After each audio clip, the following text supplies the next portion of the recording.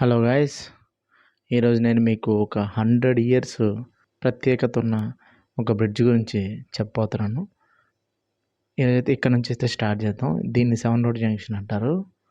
ఇక్కడ విగ్రహాలకి ముసుగులేసి ఉన్నాయి. ఎందుకంటే ఎలక్షన్ ముందు రికార్డ్ చేసిన వీడియో ఇది. కొన్ని కారణాల వల్ల రిలీజ్ చేయలేకపోయాను, మరి ఇప్పుడు రిలీజ్ చేస్తున్నాను.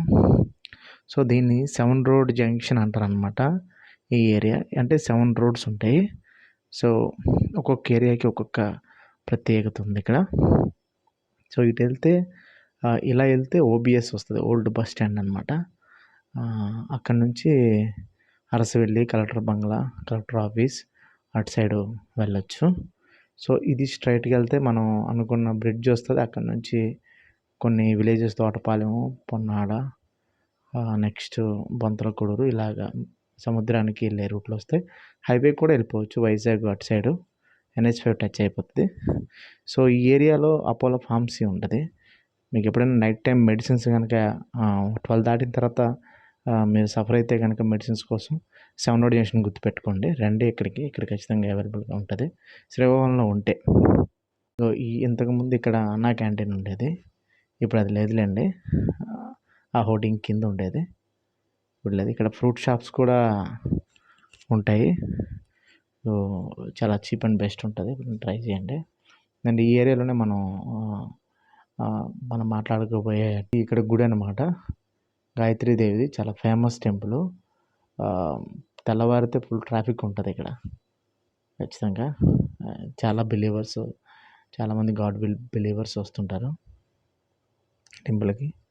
సో ఇటువంటి ఇలా వెళ్తుంటే ఆ బ్రిడ్జ్ వస్తుంటుంది. కనిపించేదే బ్రిడ్జ్. ఈ మధ్య గవర్నమెంట్ ఈ బ్రిడ్జ్కి లెఫ్ట్ టు రైట్ పోల్స్ పెట్టి దానికి ఫ్లాగ్ కలర్స్ లైటింగ్ ఇచ్చారు. చూడడానికి చాలా బ్యూటిఫుల్గా ఉందనుకోండి.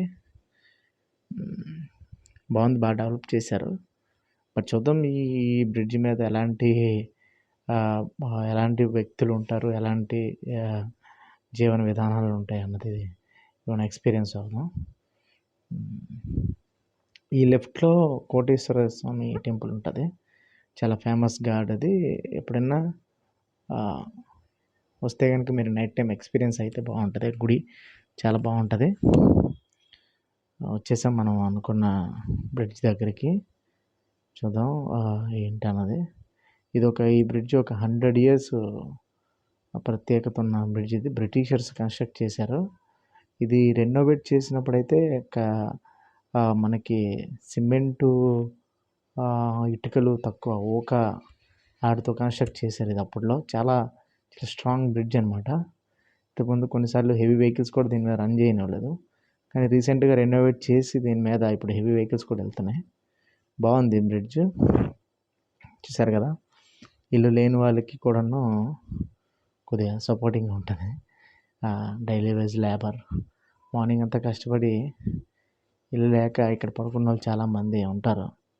తిండి లేకున్న వాళ్ళు కూడా చాలామంది ఉంటారు. ఎప్పుడైనా మీకు ఫుడ్ వేస్ట్ అవుతుంది అనుకుంటే కనుక ఈ ఏరియాకి తెచ్చి ఇవ్వచ్చు మీరు, చాలామందికి యూజ్ అవుతుంది. చూసారు కదా, అది పార్క్ అనమాట. చూసారు, ఇది బ్రిడ్జ్ కింద మెయింటెనెన్స్ లేదు, అంత నాస్టీగా ఉందో. బట్ ఇండియాలో ఇలాగే ఉంటుంది. ఎవరైనా ఏదైనా అంటే కోపం వచ్చేస్తుంది. మళ్ళీ టాపిక్ తర్వాత మాట్లాడదాం. సో మంచి గాలి అయితే ఇక్కడ వేస్తుంది. చాలా మంది వాకింగ్ కూడా వస్తుంటారు. ఎప్పుడైనా మీరు శ్రీకాకుళంలో ఉంటే కనుక ఈ బ్రిడ్జ్ మాత్రం ఎక్స్పీరియన్స్ అవ్వండి.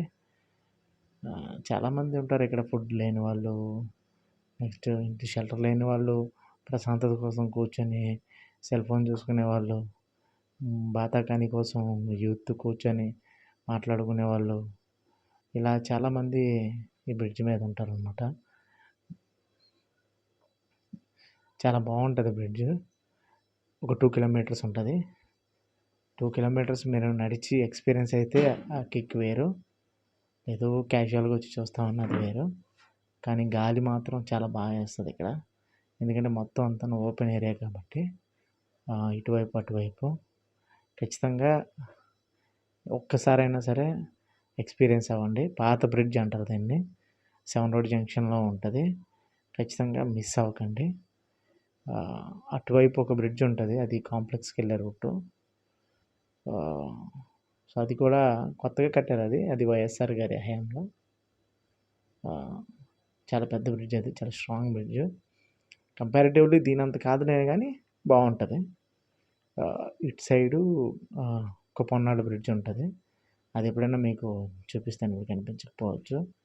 ఇంకోసారి ఎప్పుడైనా మీకు ఎక్స్ప్లెయిన్ చేస్తాను. సో ఇది ఈరోజు వీడియో.